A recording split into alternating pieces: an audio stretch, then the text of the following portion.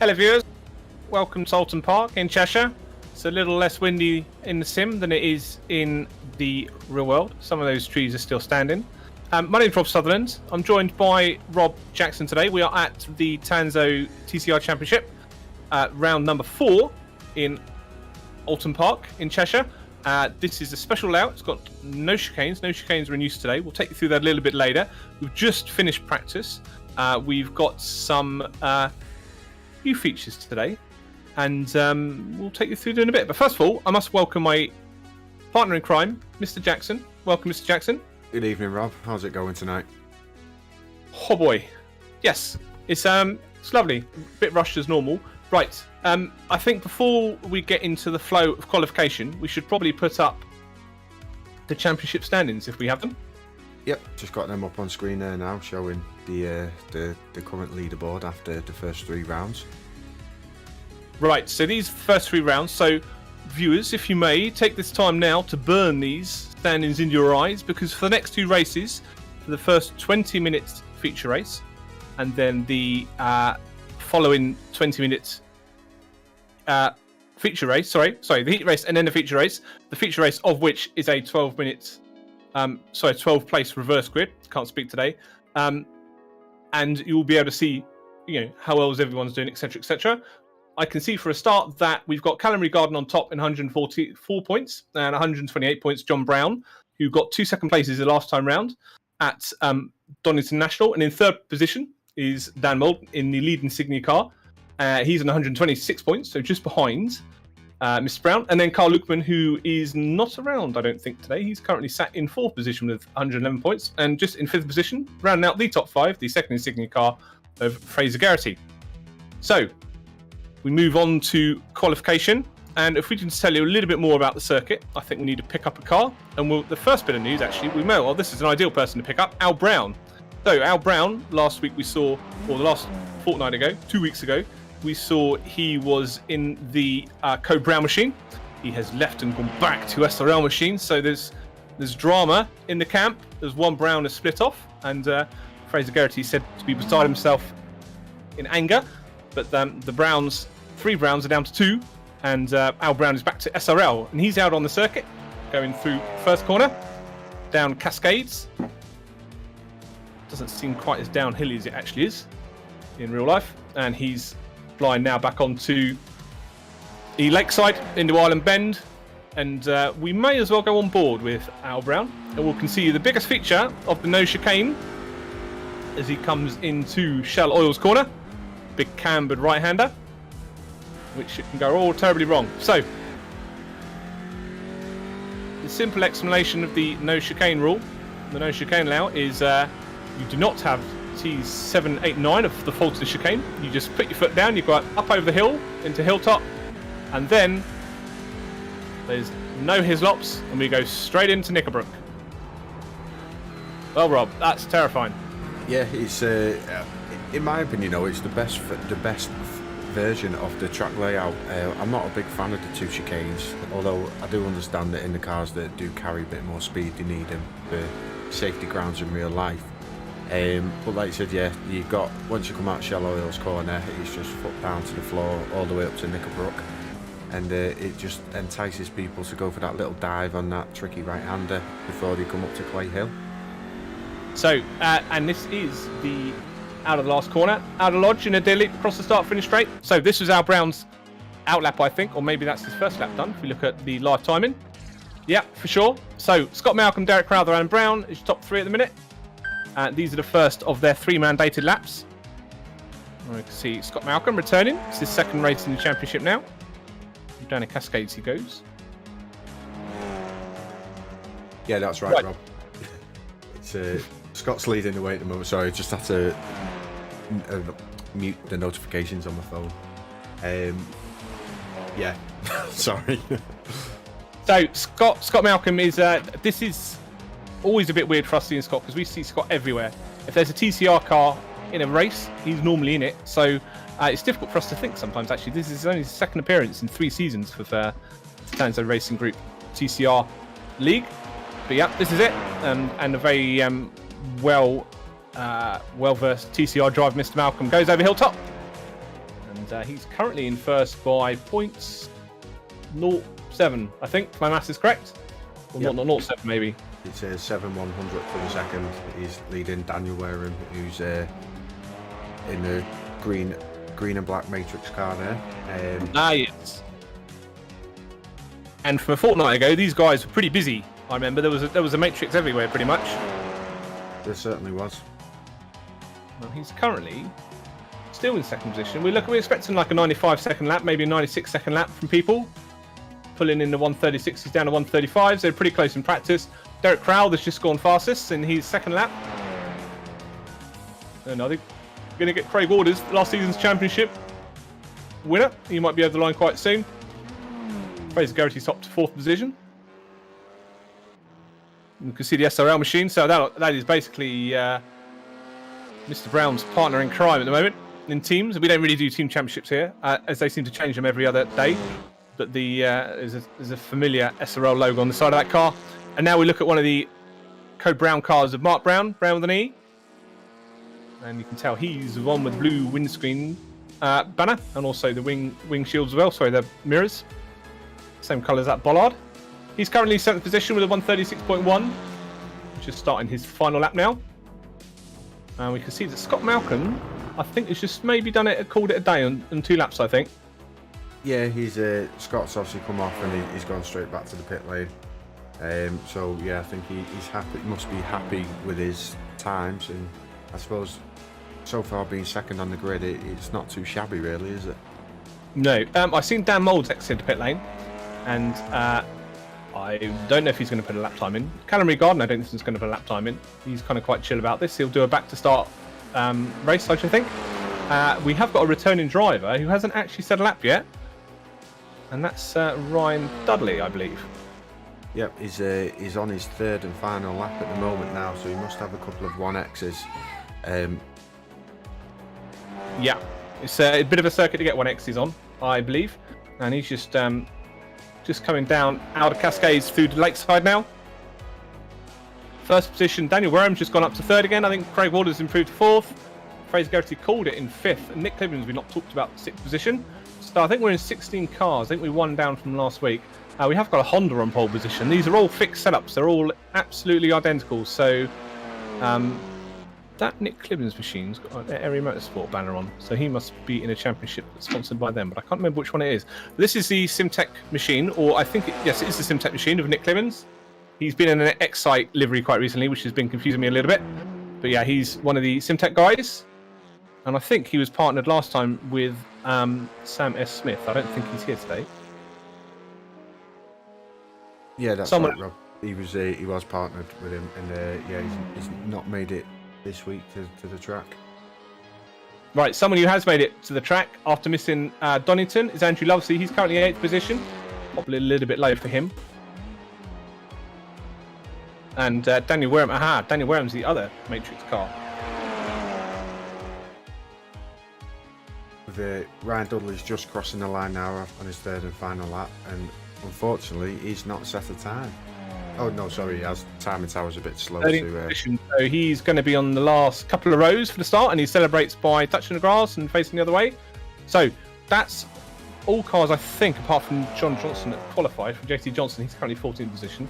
He's setting some greens. He is currently just about second a bit off of Ryan, 14th. Yeah, we've also got Nick, who's still out on track. He's near enough 3/4 of the way through his final lap, so he'll be hoping to improve his position as well, I think. And we'll see if he can beat his 1:35.59 time, and see if he can go above Craig or any of the other guys. JT Johnson just goes over the line. That's his 3rd lap done. Switch to Nick Clibbins, I think. Well, Dan Mole's just gone first. That's put a cat amongst the pigeons, isn't it? And that's that, yeah. It's a storming lap there from Dan. So for the first time this season, we might not see a back to front from Dan Mould and Callum Garden. We might just see one from Callum Garden instead. I suppose there is a championship. I mean, they're all doing this for fun and for the bants. So, but there is a championship or a table to get to the top of. Hopefully, maybe Dan's trying to get himself a little bit further up that. Interestingly, the last time Tanso raced Oulton Park was in season 2 in round 4, I think, or round 2 of season 2. Sorry, and that was Oulton Park. And Mr. Jackson, guess who won both the feature and Heat 1? Was it Mr. Daniel Mould? There you go. See, there you go. We must all have stats from somewhere. Either way, we're just going to come to the end of qualification in a few seconds, and then we'll go on to the grid. I think Daniel Wareham's out on track still, but he might be. There we go. Yeah, practice start. Very important. Yeah, especially in these front-wheel drive vehicles. Yeah, and I feel for anyone in a Honda and Hyundai, because there's one car with a significant advantage starting from a standing start, and that is the Audi. So we should be able to see a little bit of fun. I mean, regardless, on the second row we've got Scott Malcolm, who's the highest Audi, and then Daniel right behind him on the grid. So you'll be able to see on one side of the circuit there'll be a couple of Audis, a couple of row backs, and we'll just be able to see how well they can do. So we're just going into Heat 1 now.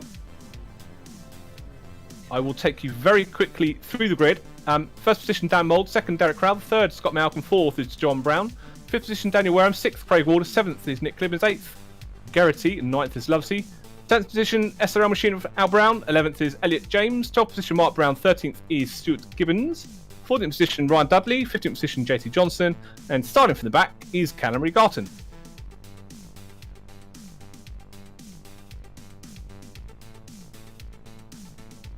Well, I'm quite tense at the start. This should be good to see how it happens.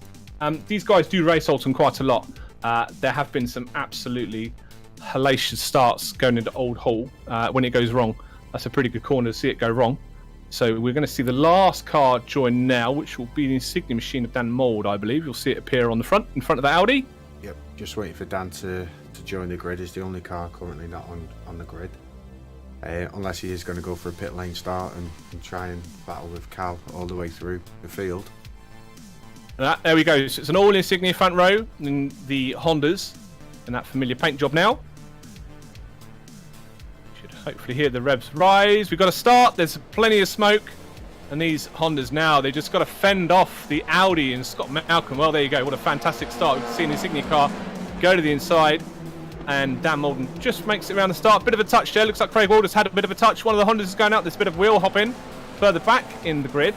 And Elliot James just survives the 3 wide, going down into Cascades, and off goes a... that's a second-hand looking Mark Brown in the Code Brown machine. And they're now out into the lakeside, going into the approach to Shellall's hairpin. To a side back there. That looks like an Ignium paint job of someone we've not seen yet. Just alongside Ryan Dudley. Of course, Andrew Lovesey. Yes, makes sense. He's the Ignium driver that we can see on screen now. And he's just holding off Ryan Dudley as they go up for the first time without any chicanes onto Hilltop and down the approach to the Hislops and then into Knickerbrook. So we can see the little pack form at the start. Ryan Dudley shows himself from the outside. We're on board now as they go into Knickerbrook. Is anyone going to go off? Dudley just a little bit unsighted, tries to aim for the apex and just gets a good exit on the curve. So he survives that, but he's just backed himself up now. He's now trying to defend from Fraser Geraghty. He's going to have himself on the inside into Druid's corner. Just ducks out, tries to think against that. But Elliot James is running late, and I see the Insignia car back there as well. Actually, drop in. Yeah, that's right. It's Elliot James. He's a new member of the Insignia team now. So there's another bit of housekeeping. We might have to take. So we've got 2 replays. Certainly, we need to go to straight away. But Dan Mould crosses the line. First position, Scott Malcolm second, Daniel Wareham third. That's your top 3 after lap 1. We're now on to lap 2. And we can see some changes, I think. Is Nick Clibbins there just bounces off the wall? So the Simtech machine doesn't do a very good through Old Hull. He's bounced down into Cliff. I don't think he's got any damage. There's a 3-way behind between Geraghty, Reed and Garden. Reed's up +7 already to 9th. 2 laps in. He's going to show himself down the inside. Maybe scare Geraghty off the line a little bit. That's a very, very bad corner to go wide on. Been there, done that. It's quite scary. And a bit of a dive there from Al Brown, or just a little bit of a compression under braking. He doesn't quite get the exit he wants to. Callum Regarton's probably not the driver to dive on, to be absolutely honest with you. So he's quite a quick boy. But now they're going back up these back straight again. Lap number 2. And I'm just trying to see. I think Stuart Clibbins has been on and off circuit. He's dropped down into 14th position. Derek Crowther, I think we need to... Oh, Stu Gibbons crashed, actually. Elliot James is back on track. I think if we go back to see some of the replays now, we can see what on earth's been going on in our absence. Yep. So if we go back to the start where Derek actually goes off track. So there we go. A little bit of a touch. Derek, sorry, he was the one that got turned. A bit of a damage from him. So that was Derek Crowther. He just had to get out of that, didn't he? He got hit from behind by one of his teammates, who is Garrity, because there's no back to front from Dan Mole today. And yeah, we can see a little bit of a tap there from Lovesley on Brown. Just cars racing close, touching each other. And yeah, unfortunately, that's the end of Mark Brown. He's charged for the lead. And we're just going to see what happens here. I don't think much happens here now. I was just looking for the next one where Elliot James goes off. See, is he? Yeah, I remember that was the entry to Druid, wasn't it? Yeah, touch grass, quick comes round. If you're going to try and save it, get it sideways. He does. That's a big hit into the wall. Yeah. Yeah, so it's definitely damaged suspension there on that car. So that's the demise. I think we've seen a crash from JT Johnson. So I think if we hop to that replay quite quickly, we can see what happens there. And yeah, just into T1, just gets a wiggle on, and he just runs wide into the wall, turns car, face the other way. I think he's very lucky there to keep it away from the wall, because once you get on the grass on these things, you can go any direction, couldn't you? Yeah. So right, let's go back to the start, or let's go back to the lead of the pack, and we can see that Mould has still maintained his position. Scott Malcolm is shadowing him; he's behind. And it's Honda 1, Audi 2, Audi 3, Honda 4. So Wareham did get a fantastic start alongside Scott Malcolm. Yeah, just talking about starts there, it was Derek Crowther. He had a terrible start from second place in the grid. He pretty much dropped down to last place almost, so he obviously lit the tyres up when he put his foot down. And I think that's what maybe caused the compression going into T1 that caused eventually his early demise. He's currently in 12th position, down 10 positions. You just see Dan Mole's not getting away from Scott Malcolm. Scott Malcolm last lap was a 135.18, so he's certainly in the tow. He's certainly looking at Dan, trying to keep up. So this isn't Dan driving away with things. No, yeah, you're right there. Scott is managing to keep the gap under a second. And again, with the without the two chicanes, we've got a very long straight where the tow will come into effect near the end of the track. I think Nick Clibbins has just got a little bit freight trained and dropped quite a few positions. Al Brown as well is currently fighting. So this is the gaggle further back for 9th position. And then some, I should think. And it's the Code Brown machine in front of the Simtech machine and following the SRL machine. So it's a couple of Browns sandwiched, or Clibbins sandwiched by a couple of Browns. So go through Knickerbrook. And a little bit of a wide little jump there from Mr. Dudley. And so right, side by side they go, touch the grass a little bit, needs to get off that quite quick. Clibbins, they're going to go into Druids, he needs to get his car settled for that, especially the entry, because the entry determines the exit on this double apex. A little bit wide from the Altitude Esports car in front. It's Callum Regarton. And as they got to line himself up for Old Hole. There's no changes, but slide wide from Clibbins onto the grass. And that's allowed Al Brown to just hop up 2 positions in the last lap. So that's a good job from him. First of all, he had, both of the expensive cars sliding off the circuit, to be honest with you. But Ryan Dudley now is on the attack, looking into T1. And he's very much got it done, because off the circuit goes the Code Brown machine. Having a Code Brown moment, I should think. We are missing another Brown today, aren't we? No, John Brown. We know we've not mentioned John Brown, have we? Because he's all the way up in 4th position. But we saw Mark Brown have the incident early in the race. This is his second incident, but here's John Brown now looking behind. Got Craig Walder behind him. We're looking at Clibbins. I'm keeping you jumping around all the time, aren't I? Yeah, no, it's here we go back on John Brown in the red Code Brown machine now. Well, this is classic Tanso here. There's always more than one thing going on. It's normally pretty hectic. It's got more and more hectic in the first heat race, which is just goes to show you what 3 different TCRs on circuit can do to each other, really, because it spices things up just a little bit. As I go through Knickerbrook, look for the 50-meter sign, lift and flick, try to survive on exit. And John Brown just going up there. It's going to be just defends from Craig Walders. Craig Walders might show a node. Show a nose. Don't worry about it. I looked at code then. I thought node. out to Druid as they go. Bit of a kick up the dust there. Will we see Craig Walters send this at some point?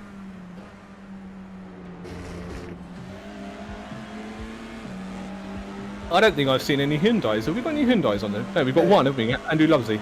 Yep, we've just Oh, got sorry, one. two. Still good. Oh yeah, two. Sorry, this week. Yeah, just watching this battle here now. Craig behind John, just see if he got a good run there coming out of Lodge Corner and heading up to Old Corner, which they've already gone through, which he didn't, so he's still behind him.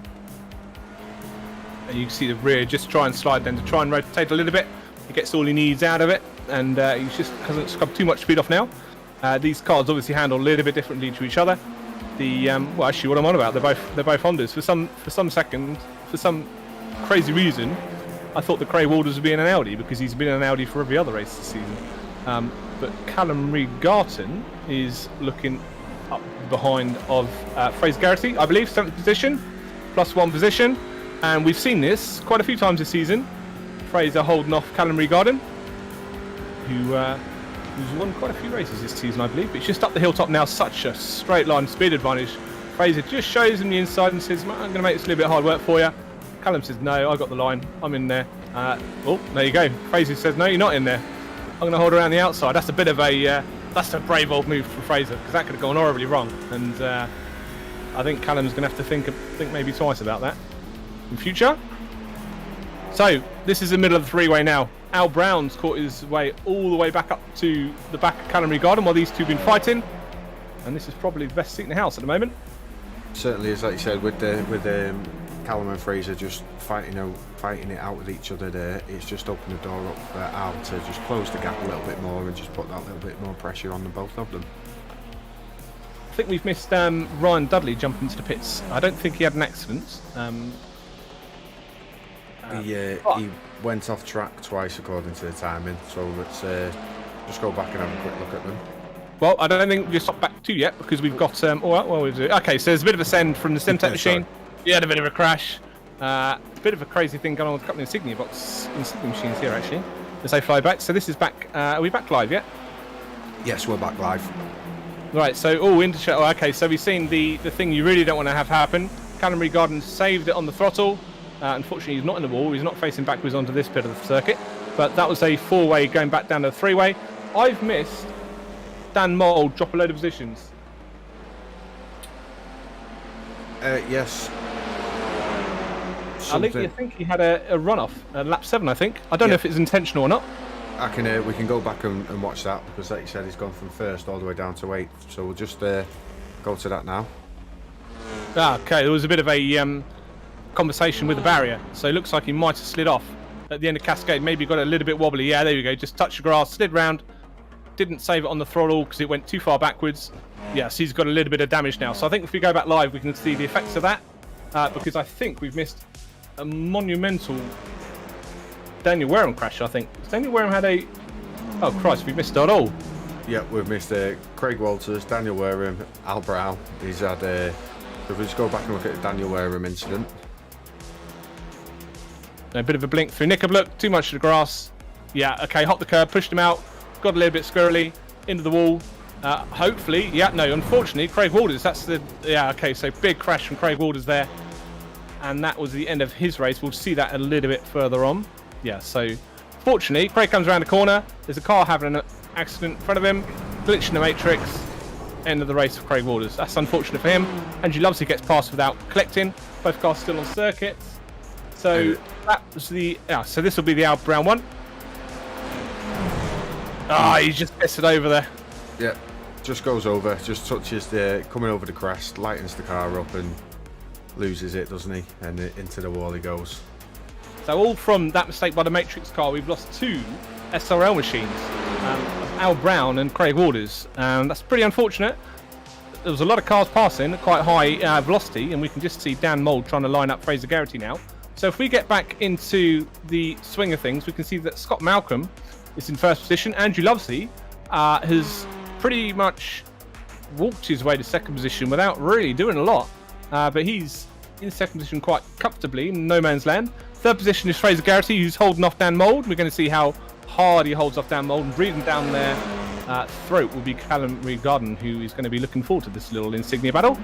Yeah, I don't. If they are doing team orders, I don't think Fraser will hold Dan up too much because he's let Callum close the gap, and Callum going from the right at the back of the grid, now in 5th position, and only half a second behind Dan, who was our pole sitter. Absolutely, and we've seen Fraser in this race as well be quite good at being a rear gunner. I don't think there's any love lost between these teammates as they are fighting through cascades, and it just looks like Dan's on the outside line, the Dan 80 machine, and Callum Regarding just edges closer and closer and closer. Well, who cares about team orders, Rob? Yep, it's I suppose it's not a team championship, it's a driver championship, and it's every man for themselves, obviously in their eyes. And Mole just tried to show the nose there to Garrity just to scare him off of the apex a little bit, and this is where having no chicanes is probably a disadvantage for you, because you just let the Audi with its superior straight line speed just up and down the hill again. He's on pace alone, just on straight line speed. He's managed to get past Dan Mould in a Knickerbrook, just slides in front of him, a little bit of a block pass. Dan has to lift a bit of it, and he's right up his chuff now as they're going to go over the hill where we saw the big old accident earlier, and they're going to go into Druid. So that's an exhaust pipe, sim stickers, Altitude Esports, so we can see just a little bit of flick in. And we're going to see how these cars grip on exit, and they're going to line themselves up for the last corner. And I think there's just Callum just pulling away a little bit, as Audis do sometimes. Yeah, the Hondas are quite good on the brakes though as well, and I believe since they got the little hot fix early on in the season, they have been quite good on the twisty technical sections of tracks. And we're through T1 again for lap 10. You know what? 40 minutes in, we've got about 5 minutes left for the race. This is flown by a little bit, and we've still got another race to go with the reverse grid. And it will be mostly reverse grid. We've got only 16 here, and it's 12 cars reversed. But we see Callum Regarden ahead of Dan Mould. Well, I think the championship standings have Callum ahead of Dan, so Dan's not going to like that. We're going to see if Dan's teammates, Mr. Fraser Garrity, who's had a couple of wins already this season, will come into play and just try to hold Mr. Regarden up and allow Dan back into the fight. Further back is Nick Clivens, who's just trying to catch this little fight. He's really having quite a quiet race so far after I think he had a bit of an excursion earlier. Derek Crowell there. We'll go back to see Daniel Wareham. So we did right. Okay, so I need to remember what happened to one of the Matrix machines. Crashed and burned. I think that was Daniel. So Daniel's who's taking the faster pair, isn't he? Yes. So Daniel's taking his fast pair. He's back out on circuit, and when he fell from I think 2nd or 3rd position, he caused that huge pile up that took out Craig Waters. And Dan Mould, you can see, I think, just slid off there. In fact, they just changed positions again. Nope, they haven't. It's still Garrity, Regard, and Mould. And Regard's just trying to line up Fraser now for a pass. And they are slowly catching. Nope, they're not. Yeah, they are slightly, maybe, on Andrew Lovesley. But in the inside, and once again, Regard tries for the inside. Garrity, fantastic grip on the outside. This is Racing Room asked and given from all these guys. There's no pushing each other off the circuit. Well, there's a little bit of bumpers, and now we've got a bit of a sandwich. Yeah, that's a bit of a tight fit from Regarden. You say that, no pushing off the circuit, just as Dan was actually bump drafting Cal into the back of Fraser then. There's a bit of a subway special now going into Shell Oils. Please make it clean through, guys. This is pretty good close racing from these guys. But the Audi of Regarden just goes wide a little bit. I thought Dan might be able to get into that, but he looks like they come out line astern again. Up the hill we go again. Well, if this isn't a bad thing to be doing for the next 4 or 5 laps, it'd be quite fun. Yep, that's right, Rob. I see Callum there using the straight line speed of the Audi just to breeze past Fraser. And he got it done. So for once, the outside line was given to Regarden. He's made it count. He's pulling away. And now Dan Mould really, really wants to get past the number 5 car of Fraser Garrity, who sends it into Druids. And it just doesn't even flinch. Callum Regarden says, no, I'm just going to take the apex. Don't even send on me like that, son. But that might compromise him going into the penultimate corner, the last corner. There we go. Stan goes up the inside there past Fraser, and manages to make it stick. So he's just got his nose in front as they come to finish their 12th, start their 12th lap. Sorry. And there's light flashing, and I don't know who he's flashing. Is he flashing Garden, who's just disappeared up the road, or is he flashing Dan, saying, "I'm going to send it, mate. T1, why not?" Another bit of a flash. These guys not writing postcards to each other at the moment, I tell you. Yeah. And that's 5th position, Fraser Garrity. He's still +3 position. Dan Mole's trying to retrieve what was left of a fantastic pole position start for the first few laps. And yeah, this is good. Yeah, just look down the timing tower. The next closest battle is Daniel Wareham, just under a second now behind Craig Walters. Everyone else, you've got a good 1, 2, in fact, 5-6 seconds between everyone really. So the field's spread out quite nicely now. So I think Dan Mole's still half a second away, but listen, we won't go to it, but we will talk about the Walters, Wareham and Al Brown fight, because he's about 4 seconds further up the road as well. This is why faster pairs work in championships. If you all have a crash within a few seconds of each other and you have to either go to the pits or reset to the pits, if you've got a faster pair, then you can still come out and have a little race with each other. And Craig Walters, Daniel Wareham and Al Brown, they're not too far away from each other pace-wise, so they're going to have they're still going to be involved in something, which is fantastic for them and fantastic addition to the Tanso Racing Group TCR league. And that will still allow Craig Walters, who's currently in 11th position, to still get some valuable points, and he won't drop too far down the championship lead the championship ladder, because he is the reigning champion. Rob. Yep, that's right. Just noticed there that Barney the flagman is waving his white flag, so everyone now is starting a 13th and final lap of the race. So Scott now, he's pulled out a nice 7-second gap over Andrew, so all being well, I think Scott's got this one in the bag really, and he just needs to take it easy and bring the car home in one piece. Fantastic. So he's been a quiet race for Mr. Malcolm. He comes out through where is he? I think he's come up to the back straight, isn't he? Yes, he is. Yes. It's been a quite quiet race for him. I think if this race went on a few more laps, Andrew Lovesey's rear view mirror might be getting a little bit full, but I think he's going to, if he keeps it on the track, he's going to have quite a comfortable race to the flag. And you can just see, there we go, just as I come over hilltop, what a view that is. There's an Ignium altitude Insignia Syntec car. They're going to flew down, but I think if we go back to the lead car of Scott Malcolm, and we can just see him go in and out of Druids. He's making his way now to Lodge Corner to go around there the final time and come around the Little King, which is Deer Leap, up to the start-finish line. So, while I mute and cough like I smoke 50 Marlboro a day, over the start-finish straight for the Heat 1 results, and then the first win of his championship career goes to Scott Malcolm, followed closely by the fastest Hyundai by a mile, Andrew Lovesey, and then we've got the Audi Culinary Garden back to front, followed by Mould and Garrity in the Insignia Machines, and then Nick Clibbins. And Derek Crowther, we saw had a bit of a lap one off, but he's recovered fantastically to 7th position in his Insignia Honda. And then if we look further back down, the first, the Code Brown Machines, John Brown. He finishes 8th position. And Stuart Gibbons, who we've not actually talked about today, he's going to come over the hill. And he's going to look into 9th. And I'll let you finish off, Mr. Jackson.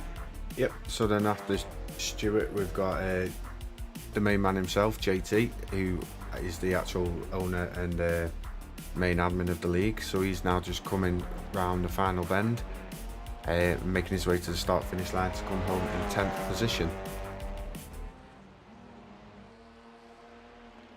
And then behind him, we've got the SRL machine of Craig Walters, followed by Daniel Wareham in 12th, who will actually inherit the pole for the second race with the top 12 reverse grid. So that's a bonus, really. Also, we must say that Dan's quite quick round here, as we saw in Heat 1 qualification. So that's going to be a very, very interesting reverse grid, I think. Elliot James, who we saw slide wide, unfortunately, through the first on the first couple of laps. He's finished his position, and Rob Jackson will take you through the results from race 1, if they're still there. Yep, so the results there now, we had Scott Malcolm in first place, Andrew Lovesey in second, Callum Regarton in third, Dan Mould fourth, Fraser Garrity fifth, Nick Clibbins in sixth, Derek Crowther in seventh, John Brown in eighth, Stuart Gibbons ninth, John Johnson in 10th, Craig Walters in 11th, Daniel Ware in 12th, followed by Al Brown in 13th, with Elliot James in 14th, Mark Brown 15th, and Ryan Dudley in 16th position. Right, so I could just take a look at the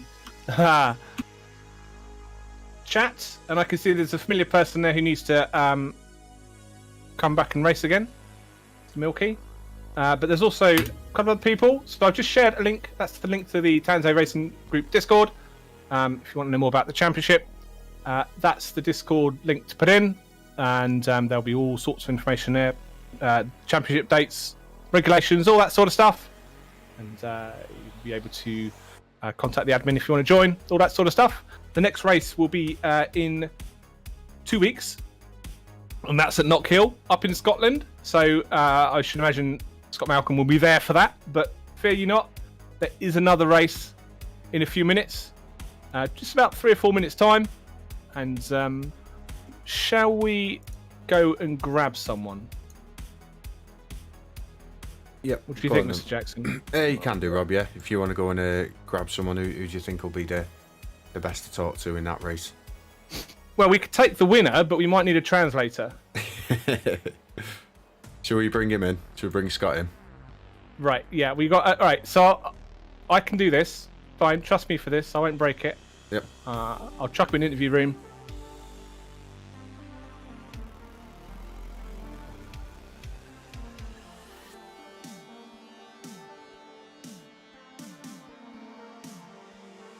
Oh God, okay then.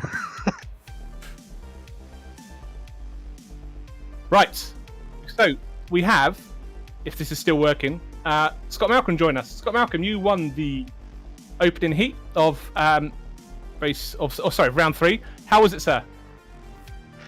I should have won that. That should have been Dan's race. I couldn't catch him. If he had had that wee spin, I wouldn't have caught him at all. So, I'll take it. Yeah, I didn't see you slow down and try and give it back to him, mate. Nah. Yeah. So, but it was good, mate. You stayed out of the drama.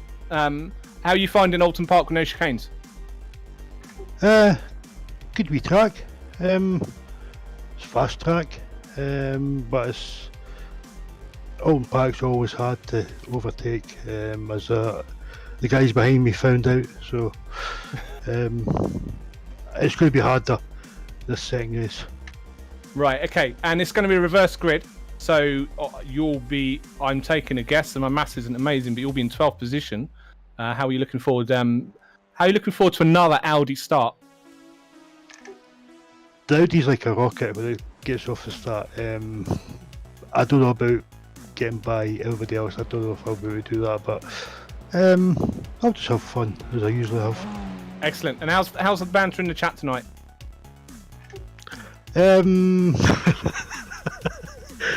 Just the usual. Just the usual. Some things I can't repeat on the broadcast. No, that's a fair shout. No, thank you very much for that. Brilliant. Well, if I don't speak to you before the end of the race, Mr. Malcolm, good luck in race number 2. Good luck in the feature race, sorry. And are you looking forward to Knockhill in a couple of weeks? I can't wait. You can't wait. Yeah. Yeah. Brilliant. Fantastic. Thank you, Scott. I'll see you later on. Bye. Cheers. I don't know why I always hang these things up like a phone call, really. We've got just under a minute, so we won't drag anyone else into the chat. But I haven't spoken to Scott in ages. Fantastic. Do you know what? Of all the times I've raced against Scott in all the leagues, that is the first time I've actually heard him speak. Is it? I'm surprised how thick that Scottish accent is. No, it's fantastic. Fantastic. It's I think I've raced Scott quite a few times around here. Normally he beats me, so it's good that he didn't remember any of those occasions that time. So fantastic. But he has done a lot of TCR races and a lot of circuits, and he always goes quite well around here. So fantastic. Yeah. Right. So we're just going to go into the feature race. I think if we get back into, we've seen a very sexy little slow motion of the Immortal car here. Yeah, that's right. It's a bit of an Audi. He's whenever I see this car, obviously I just know it's Scott driving it, and Yes. yeah, like you said, he's an experienced racer, and he's a good racer to share the track with, really, isn't he? Yeah, and all I think is I need to defend because he's going to send me quite hard. Yeah. So let's go back to live. Let's look at the start-finish straight, and let's see who's going to grid up first. We're still seeing stuff on slow motion for me, unless that's me being me. Nope, that's me now to live. So we'll there we go. Right. So let me just take a little look at the grid. We are gridding up still. I think everyone's on grid. So I won't take you through them because we will go straight into the race, I should think. But we are green flags. We're running a little bit slow on my side, so might have to just check the broadcast. But we can see.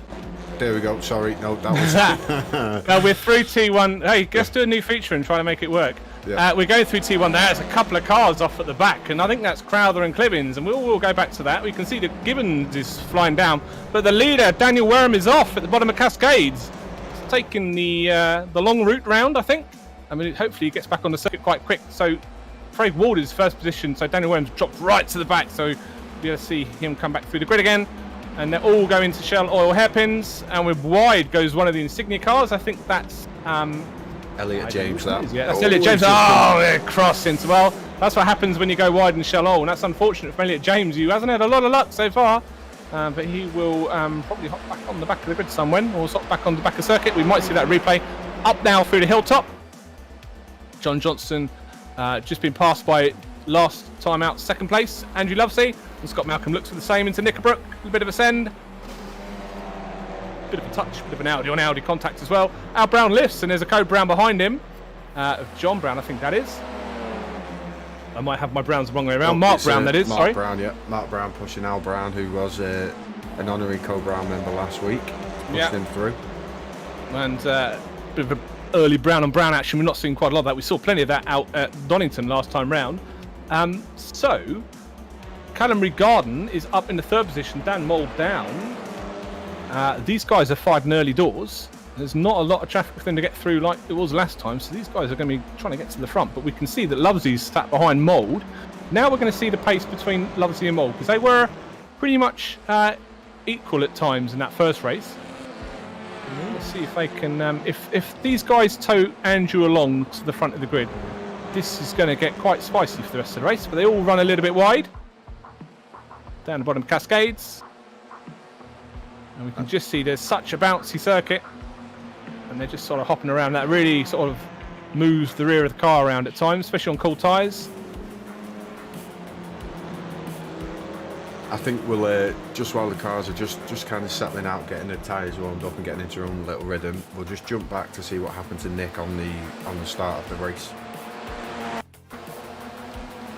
Right, so about 8 or 9 wide, a little bit of a touch between the Insignia car, Stuart Gibbons, I think that was, and yeah, that turned Clibbins, and it turns the Derek Crowther, who's had, I don't think he's got past T1 alive either race at the moment, Derek, so that's very unfortunate for him, but Clibbins does rejoin. We're back live with Garden again. And did we miss another bit of an accident? Well, we saw. We're gonna have to take a look at Elliot James, aren't we?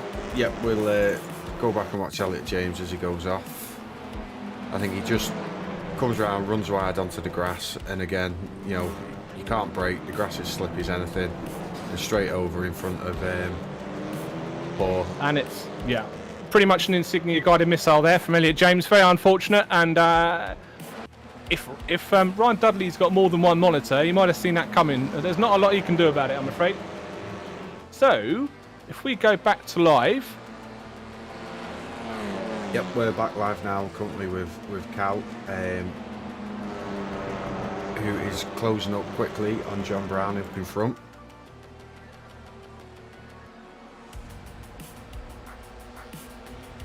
Yep, so this is an early third position from Calamary Garden at the moment. So this is, I'm just seeing, Craig's in the lead at the moment. So we're going to see how wide John Brown can make the car. See, John's had some pretty good pace so far this season. I think he's certainly in the top 3 of the championship, I think, just through his through the strength, they've been able to pick up second, third positions all the way throughout. So he's doing fantastically well at the moment. He's going to have to hold off Reed Garden, who looks on the outside. I think Reed Garden's almost got a wheel on the grass there, really. Not a lot of room left for him, but he knows the outside line. He takes the outside line. Just a little bit of slide, tries to save it, runs back on. And all of a sudden, Dan Mould's got nowhere to go. So he tucks himself, you've got a choice. You've got a 50-50 choice. Dan, what are you going to do? You're going to sit behind John. You're going to sit behind Callum. He chooses just sort of neither. He just hedges bets. So he sits behind John for the exit of Druids. And that's going to hold him up because he's lost quite a bit of ground now to Callum Garden and his chase to get back through the grid. So he's just going to show himself on the inside, under the brakes, which you say are very good in the Honda. Hugs the inside line over the curb. Doesn't quite get it done. He looks all right on entry. Didn't look that good on exit. So that's another lap behind John Brown from Dan Mould, and that's also another lap where Andrew Lovesey can try and creep himself up. That's right, yeah. Just see Scott there now catching up to Al Brown. So he'll be hoping to gain back another position, but he can't really use the advantage of the Audi's pace because he's chasing Al in an Audi himself. Yeah, and I think we saw the start with Scott Malcolm, and he didn't get that much of a good start because they went about a million wide ahead of him, and there's no way through that when people start to do that, really. Andrew Lovesey's just looking ahead, and he can see that there's the car Dan Mould and John Brown. They're still fighting, and Callum Reed's saying, this is fantastic, you guys fight as long as you want, because I look ahead of me and there's another Honda, Craig Waters, and all he's been doing all day is passing Hondas, so he's going to look forward to that one, I think. Yeah, as we see here, John Brown, John's gone very defensive there, taking the inside line. See if Dan tries to hold the outside line, but looks like he gets a better run through, and would have had a bit better drive off, but John... Oh, I missed that then. Oh, that's... Well, you got to... Well, these guys are neighbours, so not only are they in the same voice channel as each other, but they can probably see each other across the road. Certainly if the wind's a bit strong near them, and there's a wall down. But that's... Yeah, we will take a look at that, I think. We'll just have a little look. There's going to be a battle for the lead by the time we come back. But yeah, a little bit naughty from Dan. Just gets himself up alongside. Sometimes there could be netcode, but that wasn't really netcode. That was just, one car driving into another, unsettles him on a very bouncy circuit, and all went a little bit wrong. So we are looking at the battle for the lead. That is the SRL machine, the SRL Honda. It's currently in front of Callum Garden in the Altitude Esports Audi. 3 Cascades ago, and Callum's going to try and line him up. I don't think Callum's driven near Craig Waters that much this race so far, so he's going to be sizing up, seeing where he's good, seeing where he's not so good, and seeing where he can send him. I should imagine as they go into Shell Oil's hairpin again. There is a lap car ahead. We won't take a look at it, but I think it's a green machine. So that's... It's Daniel Wareham, the lap car up ahead. Who is currently popping out. His last lap was 1:48, so I think he might have gone off the track again. I think John Brown, as we see the guys go alongside, this is a hell of a shot, Rob. As they go through Knickerbrook, I had to breathe in, and I thought I was going to get crushed. But we're going up the hill now, and that's Callum Garden taking for the lead, but it immediately goes to the inside to try and fend off the Honda Craig Waters. So they're going to Druids. He obviously thought he had the job done, but he thought that Craig was going to get a run back on him into Druids. Didn't quite happen. Dan Mould behind. Last lap was a 1:35.84. Waters was 1:35.89 defending.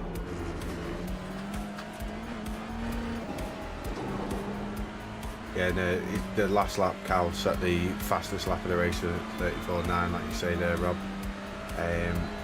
His last one there was just a 35.8, so he was near enough a second a lap slower on that lap, but of course he was just getting past Craig Walters. Yeah, heavily in the toe as well. We're going to see now if Callum's going to be able to check out or not. This is a reverse grid where everyone's got to the front pretty much quicker than we thought they would do, to be absolutely honest with you. Apart from the guy we're looking at, Scott Malcolm, race 1, Heat 1's winner.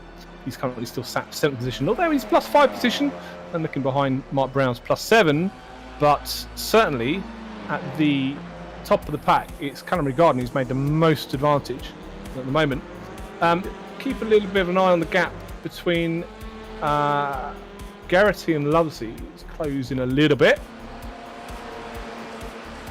But I think Malcolm's a 1:35.9, Brown's a 1:35.6, so that's not really on at the moment for those guys. the lead of the battle is on. Callum Regarden's not really getting away from Craig Walters. No, he's. I think Craig has managed to stick in the draft, but he's now getting major pressure from Dan. And that's the second contact of the race from Dan Mould as he goes alongside Craig into Druids. And I don't think neither of them really turned as much as they thought they would do. And that's unfortunately a bit of contact. It might be a bit of suspension damage. Hopefully he gets away with it. There's the Code Brown machine coming out of Druid. Mark Brown has a specific Code Brown as there's a blue SRL machine in front of him, and he has to swerve to avoid. Unfortunately, it wasn't a repeat of race 1. They got out of it alive, and over the lap they go for lap number 7. We can see the Ignum car of Andrew Lovesey, who's just in between a Insignia sandwich. And this is the state of the race in lap number 7. Yep. These are the closest battles at the moment between Dan, Andrew, and Fraser. 7 tenths, 9 tenths a second between them. The only other closest battle is Scott Malcolm, who is half a second still behind Al Brown. So he can't quite close that gap. He's been trying, but I think the cars are quite evenly matched, and it's just a game of chess really now, isn't it? To look after your tyres and hope the guy in front doesn't. And hope the guy in front doesn't look after his. Pretty much. This is 6th position currently. Scott Malcolm. He's just gone up 1 position through Craig Waters. I saw Craig Waters enter the pits and exit the pits. I saw Callum Regarden flash up that he entered the pits, but I'm pretty much sure he just ran over the line. Really, or maybe there's a bit of a glitch in the timing because he's nowhere near the pits. He's actually gone into and out of Druids, and it's just opened the gap up now between himself and Dan Mould. And Lovesey's still behind. So that's your podium as it stands. Reed Garden, 1st position, 2nd position, Dan Mould. 3rd is Andrew Lovesey. And Fraser Geraghty, who wins Most Improved Driver of the season, pretty much for me. He is currently 4th position, and he is catching Andrew Lovesey ever so slowly. Yeah, that last lap there and then was... sorry, no, I was looking at the best lap times, but he was a 10th of a second quicker there than Andrew Lovesey, so we've got another 9 minutes left, so there's potential that he can close the gap even more and benefit from the draft slightly more. And I think the fight is on with Malcolm and Brown. I think it's engaged Audi.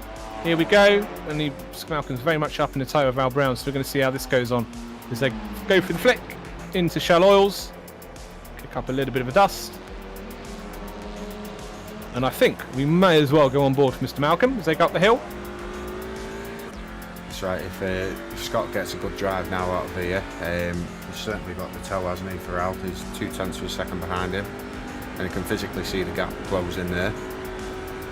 Well, this is one of the first times we've seen Audi on Audi. Scott Malcolm decides to take the inside, and he decides to put back in as well. He doesn't want this done before. Nickerbrook, here we go. There's a bit of racecraft for you. Drops off an entry to hopefully gets a better exit, which of course he doesn't, because Al Brown absolutely hits the apex on that corner and gets a pretty good run out of it. So there's no option for Malcolm as they come up into Druids. Just backing the car in through the entry of Druids, the SRL machine. It's a fantastic little exit there as well. And the gap is down to 0.3 of a second. It's easily the closest gap on the racetrack currently. And just tries to get it under the brakes, hugs the apex as they go out the last corner. And right. It's pretty much situation as it was. Yep, Scott will be biding his time, and I wonder if he'll try and get another good run now, coming through Old Hall Corner down to Cascades, and get tucked up behind him for Island Bend into Shell Oils Corner, and then use the long back straight again to try and attack up the Knickerbrook again. Would you like a stat, sir? Go on then. I love a good stat. Alright, well, you have to bear with me because I'm going to have to find it again. I did look at it and I lost it. So, no, this is terrible. Pad for air, pad for time. What's going on the screen? Yep, Malcolm. Malcolm's still behind Brown. He's still behind him. He's got a good entry there into Shell Oils Corner. Brown seems to go a bit deep there. So Scott looks like he gets a good drive. He'll jump on board again. And the gap now is 2 tenths of a second. Similar to what it was last lap. Al Brown goes for the inside. Scott's staying right behind him, using as much draft as he can. Looking down the outside, just lifts off early for Knickerbrook, flicks it in like you say, just runs slightly wide, I think, on the exit, so he can't quite get the power down as early as he wanted to there. Which just lets Al just ever so slightly pull slightly away again. I have the stat. I don't think now's the opportune time, and the stat isn't as good as I thought it was. So I promise so much and deliver so little. Yeah. Anyway, right. So back to the action, and I can see that it's still pretty much as it was. Lovely still in third position, 0.9 seconds away from someone else. That's pretty much as it was. Really station ahead, station behind. The insignia things like a elastic band that's sort of evenly spreading out between the Ignium car in the middle. And then, yeah, at the front, operation checkout from Reed Garden. And he's currently 2 seconds up the road from Dan Mould. Yep, but Dan and Carl, they're both lapping similar times. Both from the last laps. Carl was a 35.5, whereas Dan was a 35.6. I think something might have happened between Brown and Malcolm, because Malcolm just closed up ever so close and then just dropped off. So I think he might have had a look. And if he's had one look, that means he might want to try and have another. And we can just see just edging closer and closer to Brown as they go up the hill again. Again, another... I think this one, he's definitely got a better exit there, hasn't he, coming out of Shallow Hills corner. So we can get up alongside Al Brown. Both coming up to Knickerbrook. See the bounce, and it's a bit of an exploratory trip round the outside from Scott Malcolm. He didn't really have the confidence to stick it in like we've seen. Certainly we've seen Fraser Geraghty do that fantastically in race number 1 in the heat race, and we saw Reed Garden do it as well. Actually, to Fraser Geraghty to say, if you can do it, I can do it as well. But Scott Malcolm just didn't have the confidence to keep it on the outside of Al Brown then. Well, maybe I suppose that's how you consistently score points, isn't it? Is don't put yourself in a crazy amount of danger. And Scott Malcolm's quite good at scoring points. Yep, that's right. Like you said, just keep your car on the grey stuff, out of the green stuff, and as it shows in race 1, and also this race with a few incidents, you can easily pick up another couple of positions, which gains you ever so slightly more points. And ever so slightly is the phrase pretty much in good use. I can't really finish that metaphor. Because what we're seeing, basically, if we just use our eyes, is Fraser Geraghty creeping his way. Well, actually, if we use our eyes again, there's a green car off, and that's Daniel Wareham. And he's either letting someone pass to lap him, or he's made a mistake, hit the wall, and hope no one will notice. We did notice. But what we can see is Fraser just catching Andrew Lovesley ever so gently. And he's just 0.3 behind again. So we've got a Honda on Hyundai. We're going to see them up the hill. And now it's going to see probably one of the two most fightiest drivers I think we've got here. So this should be quite good, I think. I'm going to build up again, Rob, and it's going to go flat, isn't it? No, we'll see what happens as they make their way down now to Druid's corner. Like you said, Fraser's closed the gap now to under 0.2 of a second. So Andrew will be looking in his mirror constantly, trying to make that Hyundai as wide as physically possible. Right, here we go. So Fraser looks on the inside, flicks on the outside to get the optimum line, and goes through the last corner. There is very much a fag packet width between the Hyundai and the Honda, and now Geraghty's alongside on the outside. He likes an outside line. He decides not to take it. Well, he decides to take it just to dip behind. Now he flicks on the inside now to Cascade, and it's just going a little bit dramatic from these guys. We see some lies taken. Was that a bit of a touch and a bit of an unsettling to Cascade? Looks like Fraser slowed down significantly. Yeah, I think that was a oops moment. There. Yeah, and I think the reason you saw Fraser slow down was either, I'm going to crash in a minute, or he went, okay, I hit you, mate, I'm going to let you go in the lead again, so I don't take advantage of this. Yep, and that might take him a few more laps to pass. We're looking back further now into the Audi battle we've seen previously. They're still pretty much as it was. Yeah, we've only got a couple of laps left, haven't we, Rob? Yeah, we're on lap 12 now, where we only got to lap 13 in the last race. So, Scott's is if he wants to gain that extra position, he needs to do it now rather than later, really. So he's outside, he's alongside. They come down the hill. He's going to try and make it stick. He certainly tried a little bit better, but that's allowed himself to still be alongside an exit, really. And now we're going to see what might be quite frightening, and that's two Audis trying to flick their way into Druids. That's right. Moment. Oh, this is fantastic. There's a lot. Oh, I said that, but they did have a contact. I think maybe a little bit of netcode that second one.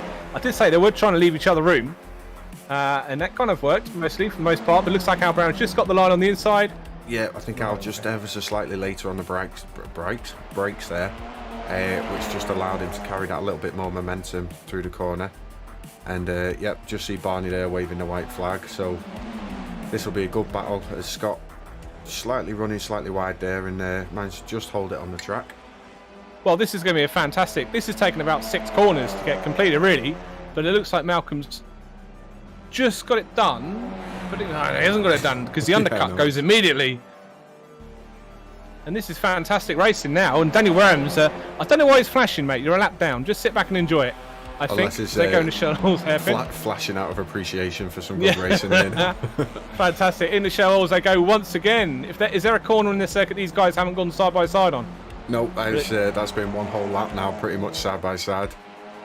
There's Al Brown there tries to cut back. Still might go because he's not dropped far enough back to drop out the toe yet. So they're going to be side by side.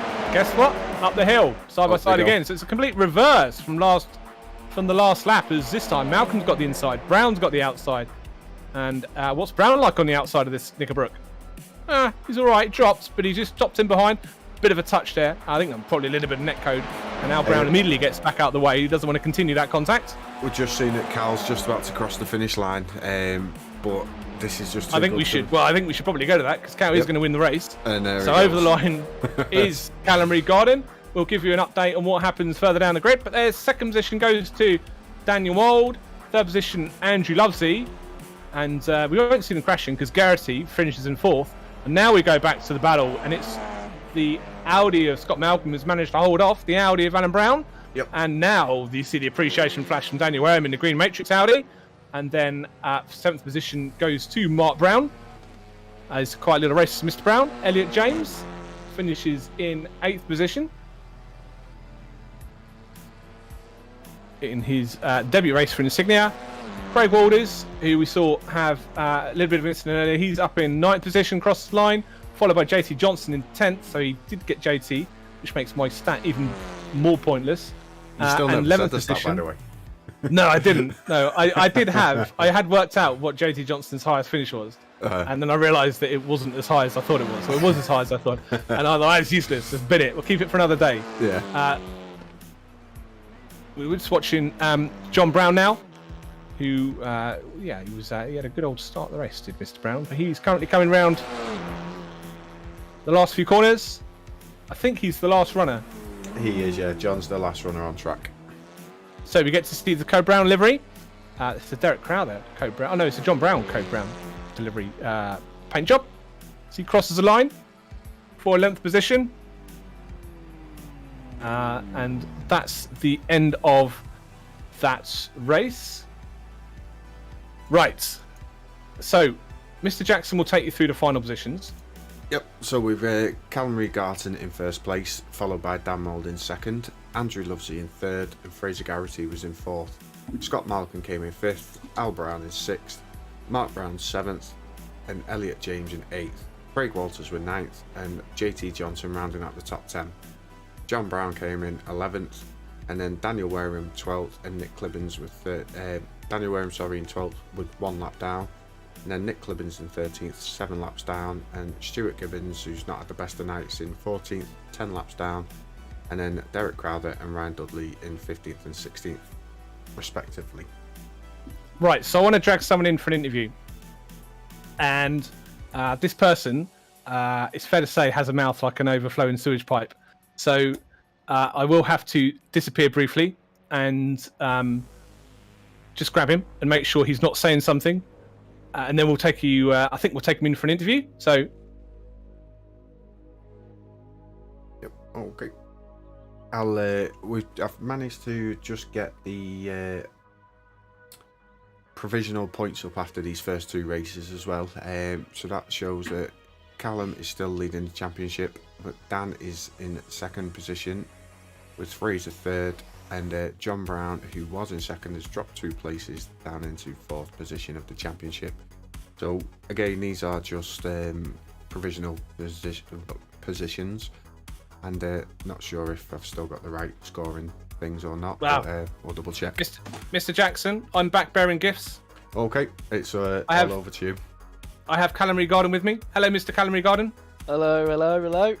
You sound very happy. Did you enjoy that last race? Yeah, it was fun. The whole the whole 2 races were really fun. We had a really good laugh. So yeah, good race. And you started from obviously quite far back. It wasn't as far back as I thought you might be starting. But how was it coming through the pack of Hondas?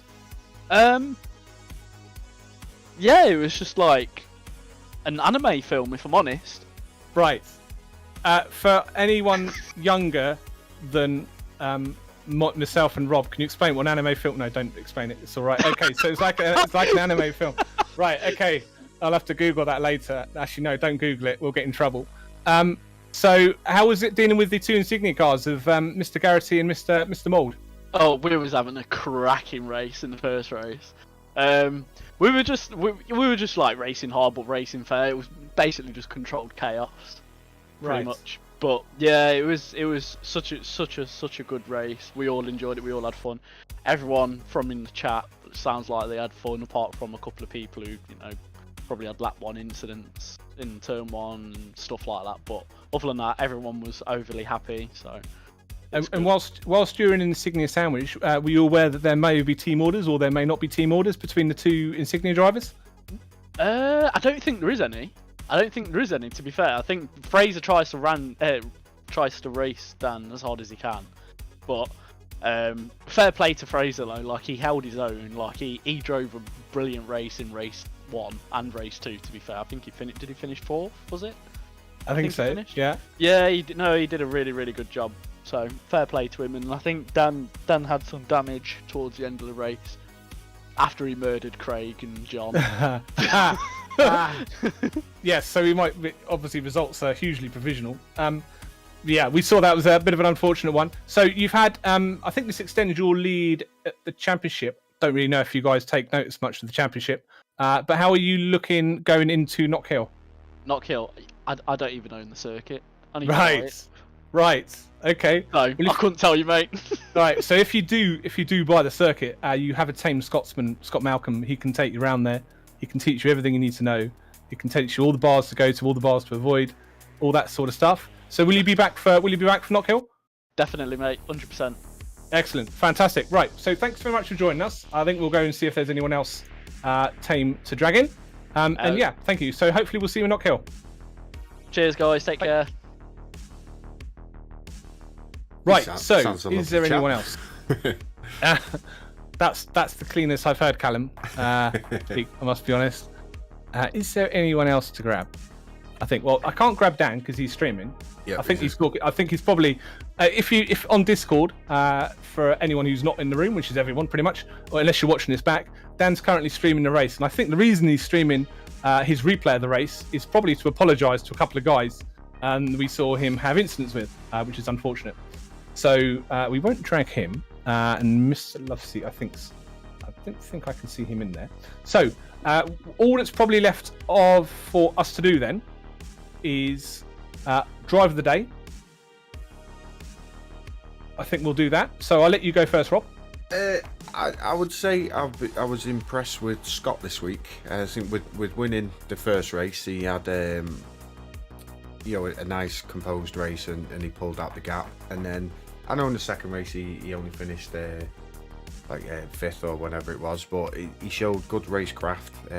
He didn't rush anything, and he picked his time and bided his time, and then eventually managed to get the position done when it was needed. Right, fantastic. So Scott Malcolm, that's one for you. I've got a more complicated answer because I think there's 2 guys who drove, as well as Scott, who drove fantastic today. The first of which I will say Andrew Loveseat wasn't very busy, wasn't as busy as some of the other people in the first in the 2 races, but he did get a second position in the heat, quite a busy heat, and it was a well-controlled 3rd position in the feature race. But he's not going to be my drive of the day. My drive of the day is going to go to a guy who was absolutely in it pretty much throughout the entire race.